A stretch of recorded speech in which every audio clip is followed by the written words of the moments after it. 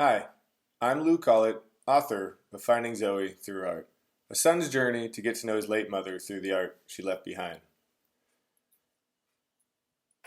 The Cindy chapter I rewrote more than any of the other chapters. When I met Cindy, I didn't even have the book in mind. I told her I was trying to collect the art and scan them and see what would happen from there, and she mentioned she had some. I think when I got back to finally writing that chapter, and because she was at the very beginning of the journey, maybe the memories were a little foggy. Um, Maybe I didn't think I had a lot to put in. And it comes across, there's a few moments of author's freedom, I suppose you could say, saying things like her stroking the top of the frame as she looks at it through the distance. Um, in the editing of this book, I got told many times I was overdoing this view, that I'd meet these people, and every time I'd meet them, they would look off into the distance and think of a time long since past with Zoe, and I would just be sort of spying in or intruding on these memories. Um, And I genuinely think I was doing that, but as far as writing the book was concerned, I had to be careful to not overdo that. I think it got a bit repetitive slash uninteresting. Um, Cindy, she's an amazing individual, and one of these people you just feel comfortable being around.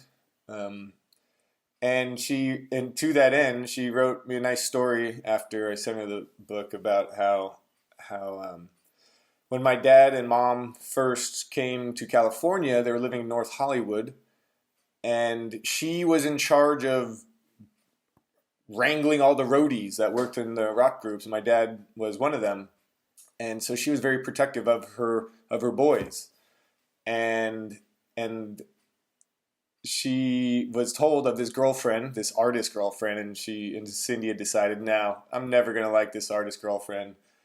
And then Zoe showed up and showed her the art, and and Cindy was just blown away that anybody could do this with a pencil. And she and Zoe won Cindy's affection, and she said they started their bird collection, which begins in this chapter and into the next chapter with her ex-husband Jack. Um, I do. I mean, I don't want to over elaborate this idea that I am meeting these people and transporting them back to a time that's long since passed or memories long since locked away. But I feel in a way I was a catalyst for a lot of that. Not sometimes sometimes a lot of it intersected with mine.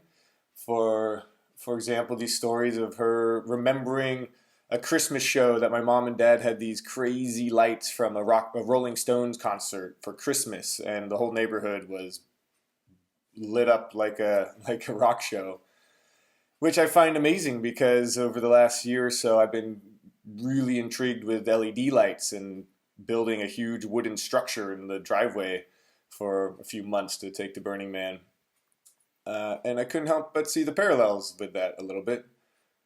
But also, I think listening to Cindy speak about her husband Jack, um, Jack's relationship with Zoe, um, it it was nice to be be the impetus to maybe get people to think about things that aren't thought about as much.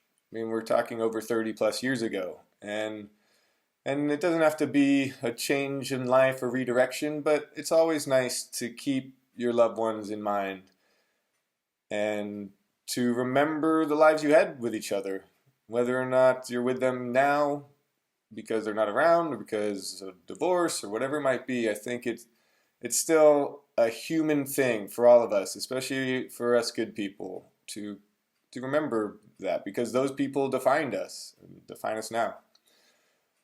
So, thank you, Cindy, for this chapter, and thank you for joining me on this journey.